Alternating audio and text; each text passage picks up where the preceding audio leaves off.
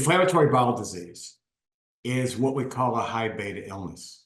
It's an illness that has extreme variability in its activity levels. And it's very difficult to predict from year to year which patient is going to exacerbate the next year. So most risk-based plans like to identify a high-risk group of patients and follow them through. With IBD, someone could be very stable one year and go off the rails the next. That being said, there are risk assessments that we can make. And at Sonar, we risk assess every patient at enrollment. And we place them in one of two risk categories, either elevated risk or normal risk. And then our platform is designed to interact with them based upon their risk level.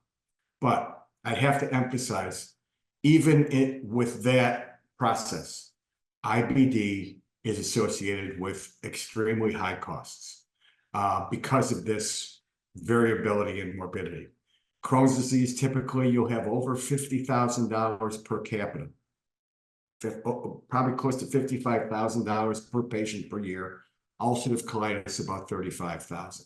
Very expensive illness. When you look at the baseline being around $12,000, so this is 4 times the normal total cost of care for a patient. Very high risk patient population for serious morbidity and high risk for cost.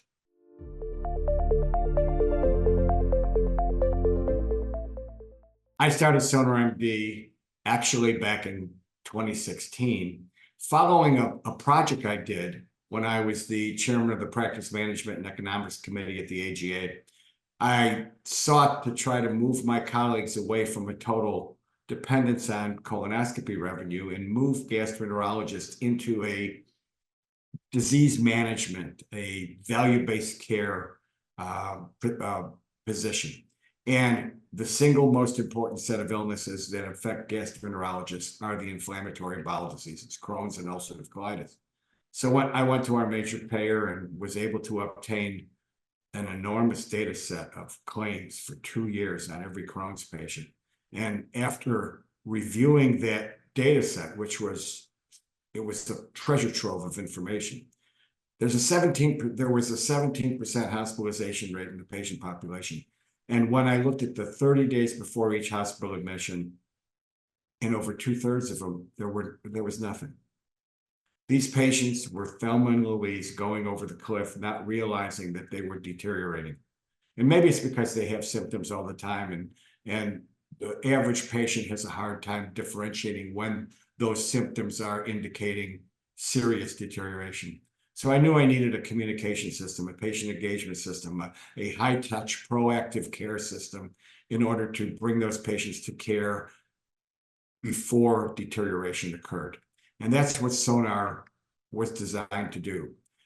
It's a Sonar system. It's a way we ping patients in between their face-to-face visits, and we assess their symptom intensity, attach a score to that automatically on the platform, and then a professional from Sonar reaches out and defines what's going on with patients whose scores exceed our benchmarks. And then we basically tee up that patient to the medical practice. We're an extension of the medical practice. We help that medical practice provide the care that they're good at providing by getting the patient to them earlier in the course of their deterioration than would occur if you waited for the patient to realize they needed help.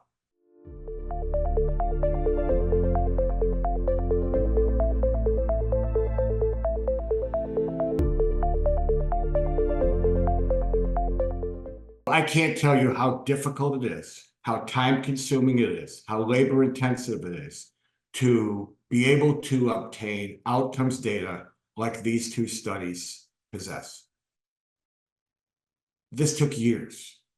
This took a 3-year contract at Horizon Blue Cross in New Jersey. It took almost 3 years at Blue Cross of Minnesota. And we had attributed populations in both states. We deployed our platform in both states. We we worked with the practices hand in hand. And then we were fortunate that the health plans provided us outcomes claims, so we could actually assess how we performed. And so this is unique. This is very, very unique. Most studies that providers complete don't have the claims. Most claims-based studies don't have the patient-reported outcomes. This is a very, very unique combination of data sets where we have patient-reported outcomes data, clinical outcomes, and costs. That's really cool. And we have it for multi-years in multiple states and multiple GI practices, with Sonar being the only glue over that. In the New Jersey experience, we blended multiple GI practices into one single value-based care arrangement, where Sonar took upside and downside risk. The practices only had upside risk. They weren't exposed to downside risk. We showed over a 9% savings in our New Jersey practices. And it was driven by declines in emergency department visits, inpatient stays, and abdominal surgeries. That's really key. The patients didn't need as many surgeries. Same thing in Minnesota, but that was one large, very well-run GI practice. And I think a couple of takeaways. Number one, the Sonar platform works. By getting patients to care sooner, we lower their morbidity and we lower the cost. A couple other things are useful to note, though. When we look at biologic use, we have fewer patients on high-dose biologics. We feel we are getting those patients earlier, and we may actually be altering the course of the biology of the disease by treating the patients earlier in their declines than would occur otherwise. The other nuance of these two studies is the delta in our performance between the two states. And the practices in New Jersey, most physicians in those practices see IBD. Whereas in Minnesota, the practice we had there, Minnesota Gastro, they have an IBD team where only certain doctors in the practice predominantly see the IBD. It was more difficult to get significant performance, although we did, but it was more difficult in that environment. And I'm a big believer that IBD should be a subspecialty of gastroenterologists. It really should be cared for by GIs that focus their attention on this disease and spend most of their time caring for it. I think if we get patients to care, we have IBD teams, we can provide a very significant delta in the morbidity and the cost involved. And that's what these abstracts, that's what these posters show.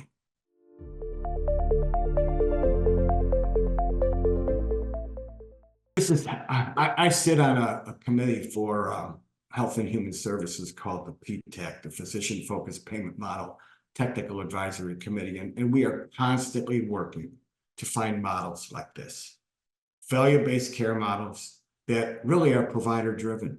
Sonar exists because I was a gastroenterologist and developed this solution.